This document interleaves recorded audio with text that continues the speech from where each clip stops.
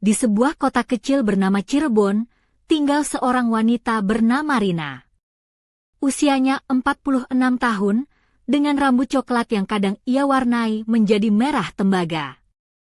Tubuhnya berisi dengan payudara ukuran 4 yang cukup menarik perhatian, meski Rina sendiri lebih suka tampil sederhana. Ia bekerja sebagai akuntan di sebuah pabrik tekstil yang didirikan oleh investor asing sekitar 5 tahun lalu. Lebih dari setengah penduduk kota kecil itu bekerja di sana, termasuk suami Rina. Rina sudah menikah dan selama ini setia pada suaminya, Pak Budi, yang menurutnya sudah cukup memuaskan sebagai pasangan hidup. Mereka menjalani hari-hari dengan sederhana, tidak mewah tapi cukup nyaman. Rina juga seorang ibu dari Andi, putra tunggal mereka yang berusia 25 tahun. Andi baru saja lulus dari perguruan tinggi negeri di Bandung dan sudah menjalani wajib militer.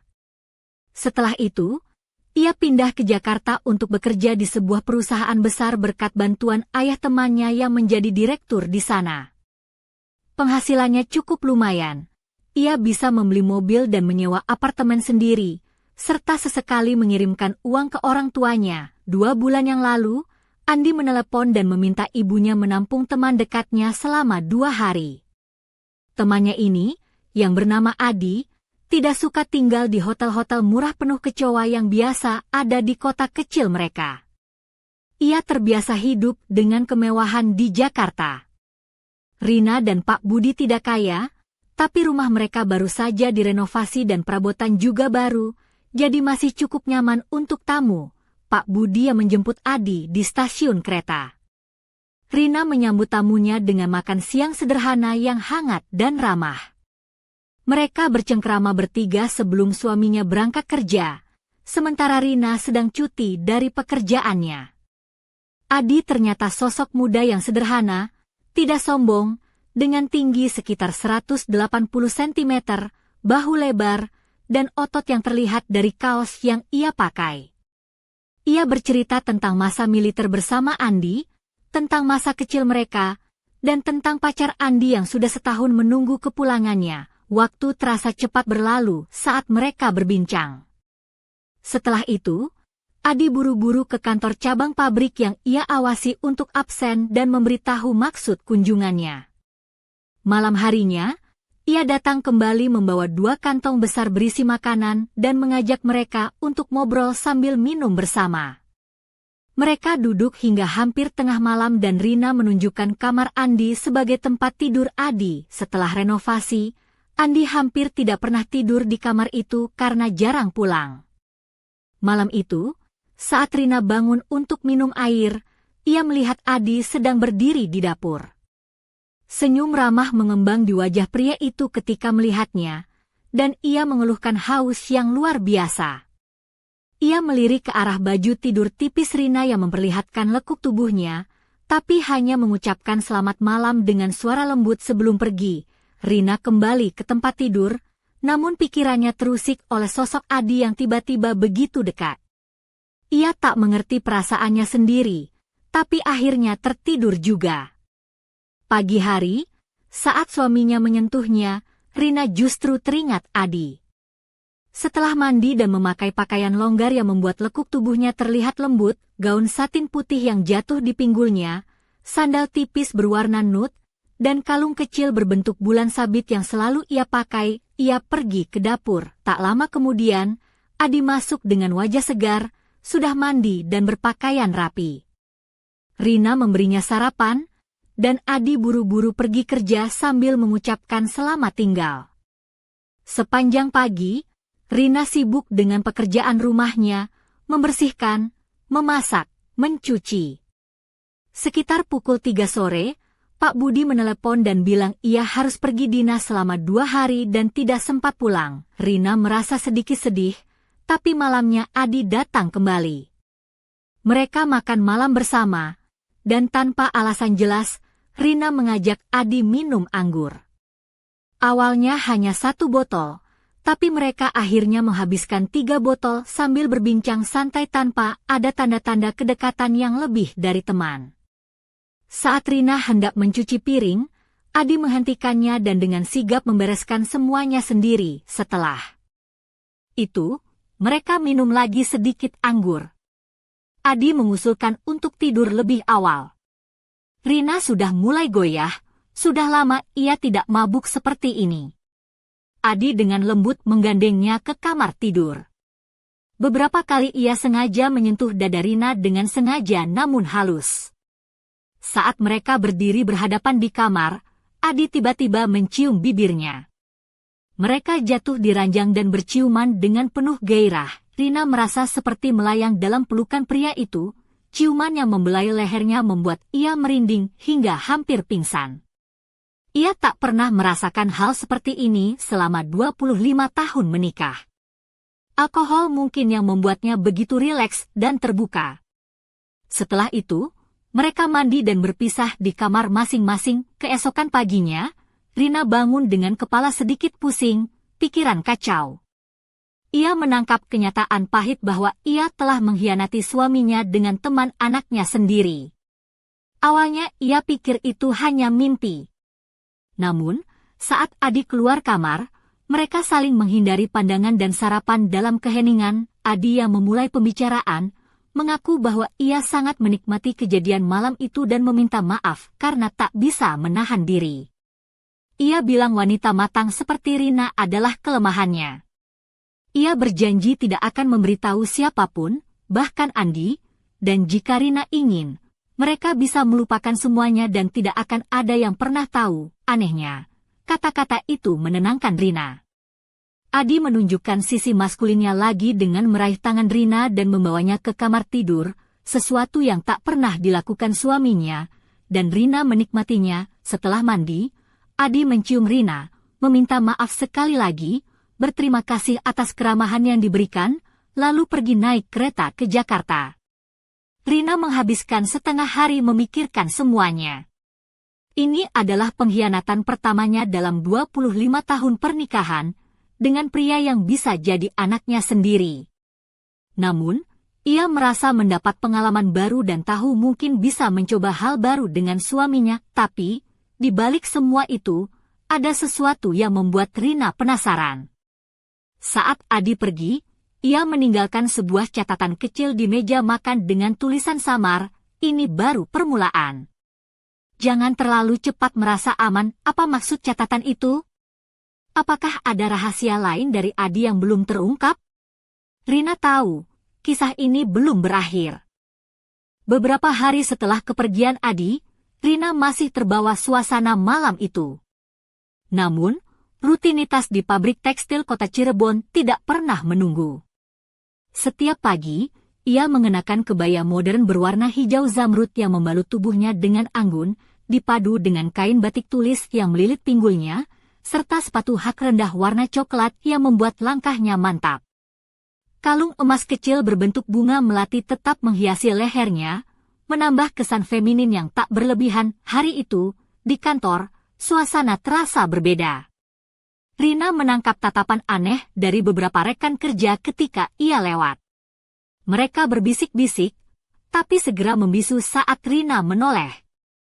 Rina mengabaikannya, mencoba fokus pada tumpukan dokumen yang menunggu di mejanya. Namun, perasaannya tak tenang saat istirahat makan siang di warung dekat pabrik.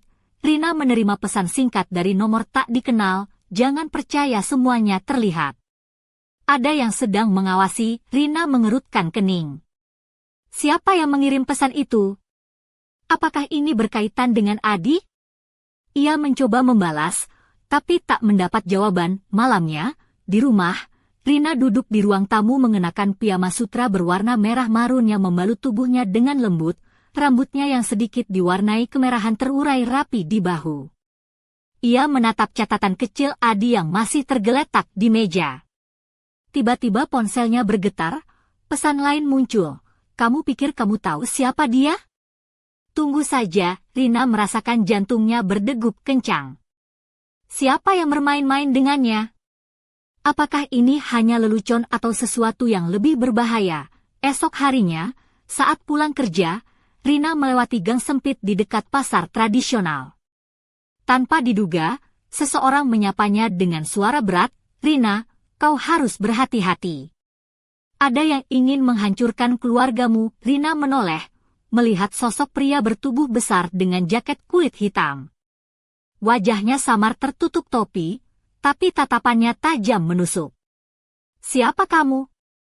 Tanya Rina dengan suara gemetar. Pria itu hanya tersenyum tipis dan berlalu meninggalkan Rina yang berdiri terpaku di tempat. Kepalanya penuh dengan pertanyaan dan ketakutan. Di malam yang gelap, Rina duduk termenung di balkon rumahnya, mengenakan gaun tidur tipis warna lavender yang memperlihatkan lekuk bahunya yang halus. Angin malam menyapu rambutnya yang sedikit terurai. Bayangan Adi dan pesan-pesan misterius itu terus menghantui pikirannya. Apakah selama ini ada rahasia tersembunyi di balik kunjungan Adi? Siapa yang mengawasinya? Dan lebih penting lagi, apa yang sebenarnya diinginkan oleh sosok misterius itu? Tiba-tiba, ponsel Rina berdering. Nomor yang tidak dikenal lagi. Dengan tangan gemetar, ia mengangkat telepon. Rina, jangan percaya pada siapapun. Suara di ujung sana berbisik pelan, termasuk suamimu. Rina menutup telepon, jantungnya berdegup keras. Malam itu, ia sadar bahwa hidupnya akan berubah selamanya, dan kebenaran yang tersembunyi mungkin jauh lebih gelap daripada yang pernah ia bayangkan. Sepekan berlalu, suasana di rumah Rina semakin tegang. Setiap malam ia terjaga, mengenakan piyama sutra hitam yang membelai kulitnya dengan lembut, rambutnya yang diwarnai merah tembaga jatuh berantakan di bahu, sementara matanya yang biasanya cerah kini tampak sayu dan penuh kecemasan. Suaminya, Pak Budi, yang biasanya pulang tepat waktu, mulai sering pulang larut malam dengan alasan rapat dan tugas mendadak. Namun, Rina merasakan ada sesuatu yang disembunyikan. Di kantor, Rina menerima kunjungan tak terduga dari seorang pria paruh baya bernama Pak Hasan, mantan pegawai pabrik yang kini bekerja sebagai pengawas keamanan. Pak Hasan membawa sebuah amplop coklat yang terlihat tua dan kusam. Dengan suara rendah, ia berkata, "Ini mungkin bisa membantu ibu memahami apa yang sedang terjadi." Rina membuka amplop itu dengan tangan gemetar. Di dalamnya terdapat beberapa foto-foto Adi bersama seorang pria asing yang sedang berbicara dengan serius di sebuah kafe di Jakarta. Ada juga beberapa dokumen yang menyebutkan aktivitas keuangan mencurigakan di perusahaan tempat Adi bekerja. Apakah ini semua ada hubungannya dengan Adi? Tanya Rina dengan suara serak. Pak Hasan mengangguk pelan. Saya tahu ini sulit dipercaya, tapi ada organisasi yang berusaha memanfaatkan Adi dan keluarganya. Mereka memantau setiap langkah ibu dan bapak. Rina merasa pusing, seperti baru saja disiram air dingin. Ia duduk di kursi, tangan meremas kain kebayanya yang berwarna merah marun. Kenapa mereka memilih keluarga saya? Apa yang mereka inginkan? Pak Hasan menarik napas panjang, itu yang harus kita cari tahu. Tapi ibu harus berhati-hati, jangan sampai ada yang menyadari bahwa ibu tahu ini. Malam itu, Rina menatap cermin di kamar tidurnya, mengenakan gaun malam satin berwarna biru gelap yang memeluk tubuhnya dengan sensual, rambut merah tembaga yang tergerai rapi. Refleksi matanya tampak tegar meski hatinya bergejolak. Ia tahu, permainan ini sudah jauh melampaui batas kenyamanan. Tiba-tiba ponselnya bergetar, sebuah pesan masuk tanpa pengirim, "Percayalah pada dirimu sendiri, Rina." Tidak semua yang terlihat nyata itu benar. Rina menghela napas, menyadari bahwa langkah berikutnya haruslah penuh strategi. Namun, satu hal yang pasti, rahasia yang mengancam keluarganya belum terungkap sepenuhnya, dan bahaya semakin dekat. Malam itu, Rina duduk di teras rumahnya yang sederhana, mengenakan kimono sutra berwarna merah hati yang sedikit terbuka di bagian dada, memperlihatkan kulit halusnya yang memikat tanpa berlebihan. Angin malam menyapu rambutnya yang merah tembaga, menari-nari lembut di sekeliling wajahnya. Matanya menatap remang lampu jalan, penuh dengan kekhawatiran dan ketegangan. Tiba-tiba, suara dering ponsel memecah keheningan. Sebuah pesan masuk dari nomor yang belum pernah ia simpan. "Besok pukul 8 malam, di warung kopi Pak Haji, jangan sampai terlambat." Semua akan terjawab. Rina tahu ini bukan undangan biasa. Ia mengenakan mantel panjang berwarna hitam, sepatu hak tinggi yang membuat langkahnya anggun namun tegas, dan dengan hati-hati meninggalkan rumah menuju warung kopi kecil di sudut gang yang sering ia lewati saat muda dulu. Di sana, di meja pojok yang remang, seorang pria bertopi fedora dan jas hitam telah menunggu. Wajahnya tertutup bayangan, namun suara seraknya terdengar jelas. "Rina, aku punya informasi yang kamu cari." "Tapi jangan harap semuanya mudah." Rina menegakkan tubuh. "Apa yang kau tahu tentang Adi?" "Tentang keluargaku." Pria itu menghela napas panjang dan mulai membuka sebuah map berisi dokumen dan foto-foto yang lebih banyak. "Adi bukan hanya sekadar teman biasa. Dia terjebak dalam permainan besar antara kekuasaan dan uang. Jika kamu tidak berhati-hati, keluargamu bisa jadi korban berikutnya." Rina merasakan jantungnya berdegup kencang, seolah seluruh dunia runtuh di sekelilingnya. "Kenapa aku? Kenapa keluargaku?" Pria itu menatapnya dalam-dalam. "Karena kamu, Rina, memiliki sesuatu yang mereka inginkan. Sesuatu yang tersembunyi dalam hidupmu, yang bahkan kamu sendiri belum tahu." Tiba-tiba lampu warung padam, dan suasana berubah menjadi gelap gulita. Rina merasakan napas panas di lehernya, dan suara bisikan samar, "Jangan lengah." Ini baru permulaan. Ketika lampu kembali menyala, pria itu sudah hilang, meninggalkan Rina sendirian dengan pertanyaan dan ketakutan yang lebih besar dari sebelumnya. Dalam hati, Rina tahu, perjalanan mencari kebenaran ini akan membawa dirinya ke dalam bahaya yang jauh lebih dalam, dan mungkin mengancam nyawanya sendiri. Namun, ia tak punya pilihan selain melanjutkan. Karena di balik semua misteri itu, ada rahasia yang harus diungkap sebelum terlambat. Malam berikutnya, Rina berdiri di depan cermin besar di ruang tamunya yang sederhana namun tertata rapi. Ia mengenakan gaun malam berwarna merah marun, berbahan satin yang memeluk lekuk tubuhnya dengan anggun, tanpa terlalu terbuka tapi cukup menggoda untuk menarik perhatian. Sepatu hak tinggi berwarna hitam yang baru ia beli menambah kesan elegan. Rambut merah tembaganya tergerai rapi di bahu, dan kalung emas kecil berbentuk bulan sabit mengilap lembut di lehernya. Di balik penampilannya yang anggun, hatinya berkecamuk. Sejak malam di warung kopi itu, pikirannya tak pernah tenang. Pria bertopi fedora dan jas hitam itu meninggalkan lebih banyak pertanyaan daripada jawaban. Apa sebenarnya yang tersembunyi di balik kehidupan Adi, teman anaknya? Mengapa keluarganya menjadi sasaran? Telepon berdering, membuat Rina tersentak. Suara di ujung telepon terdengar berat dan dingin. "Rina, berhati-hatilah. Jangan percaya pada siapapun, bahkan pada suamimu. Semua orang bisa menjadi musuh." Rina menutup telepon dengan tangan gemetar. Suaminya, Pak Budi, yang selama ini ia anggap sebagai pelindung, kini menjadi keraguan dalam hatinya. Keesokan harinya, di pabrik tekstil, rekan-rekannya mulai memperhatikan perubahan sikap Rina yang tampak lebih tegang dan sering melamun. Saat istirahat makan siang, seorang rekan bernama Sari mendekatinya dan berkata, "Rina, kamu kelihatan berbeda. Ada apa?" Rina tersenyum tipis, berusaha menyembunyikan kegelisahan, "Hanya lelah saja, Sari." Namun, di balik senyum itu, Rina tahu ia harus segera mencari jawaban. Ia memutuskan untuk menemui Andi, anaknya yang kini bekerja di Jakarta. Mungkin hanya dia yang bisa membantu mengurai benang kusut ini. Dalam perjalanan pulang, Rina mengenakan jaket kulit coklat yang kontras dengan gaun hitam di bawahnya, serta sepatu boots yang memberikan kesan kuat dan mandiri. Ia menatap lampu kota yang berkelap-kelip, bertekad untuk mengungkap misteri yang membayangi keluarganya. Namun, di balik tekad itu, ada bayangan gelap yang mengikuti setiap langkahnya.